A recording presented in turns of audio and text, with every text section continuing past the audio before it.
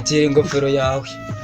Ikintu gitumye mfata iyi video, abantu benshi batekereza ko abantu tugendera mu kagari tutaya twishima, tutaya duseka, tutaya tunezerwa, ariko mu by'ukuri umuntu aranezerwa uko waba umeze kose, wanezerwa. Dumushumba n'aba Yesu. Nambaye ingofero y'abasaza ndushaho kuba umusore. Papa wanjye ejo bundi yavuye mu bukwe afite ingofero kubera ko adakunda kwambara ingofero, ndayimwaka ngo nyambare. Muri kundi imbereye ariko ntabwo wakwambara ingofero nk'iyi ngiyi y'urugara ngo ujye mu kagare. Uzi iyo wambaye ingofero izengurutse gutya ukajya mu kagare, umuntu akakubona ari kure, ababona umeze nk'akana gatwaye umutaka cyangwa nk'igihumyo cyagwingiye kikagira cya kintu gisakara kinini, avuga ngo ngo dore akagare gateretsemo ingofero. Yakwegera agahita abona ngo harimo n'umuntu. Reka nze nyihe uyu muntu urimo nseka ndebe we kimubera aki. Uretse kwambara mbaze nkubaze, kuki wita kwaje boy? Ibyanjye mbikora kwaje man. Ubikora kwaje? Eza hip-hop rapa zawe zirapa kwaje. Rapa imwe twumva, rapa ya indi ngo game.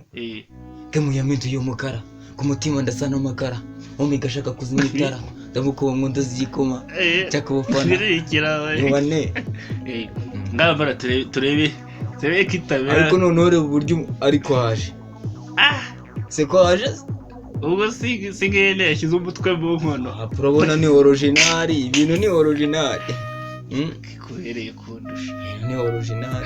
Ngo yitwa Kwaje Boy, ni umuraperi, mu following kuri TikTok, mujye kureba no kuri YouTube. Harya no ufite indirimbo kuri YouTube. Indirimbo ziri Kwaje Boy. Arewe. Ingofero yawe. Akira ingofero yawe.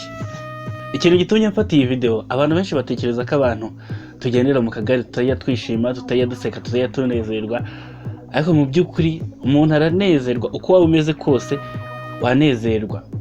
Abantu tubana, uyu nguyu yitwa Kwaje Boy, ni umuraperi, mbana n'umuraperi, tujya turapfa nubwo atarapize sigeze Imana, ariko ndabikunda, nkunda ibintu yandika. Icyo mfata iyi video, uko waba umeze kose wanezerwa, Imana yakunezeza. Ikibazo ufite icyo ari cyo cyose, uko umeze kose, usaba Imana kunezerwa. Niba ushaka Imana ikunezeza, mu mutima wavuga uti Uwiteka umunezero. Njye ndanezerewe, sinzi icyo navuga, n'ikimenyimenyi ndi kure cyane yaho natangiriye. Imana ibaho umugisha. Follow me kandi mujye no kuri YouTube yanjye, mwandikemo Mizero Rami, mukore subscribe na Kwaje Boy. Mugenda bakunda abantu mukunda hip hop, abantu mu following baba bakunda indirimbo, mugende mu following nawe kuri TikTok, mujye no kuri YouTube murebe indirimbo ze. Imana ibaho umugisha.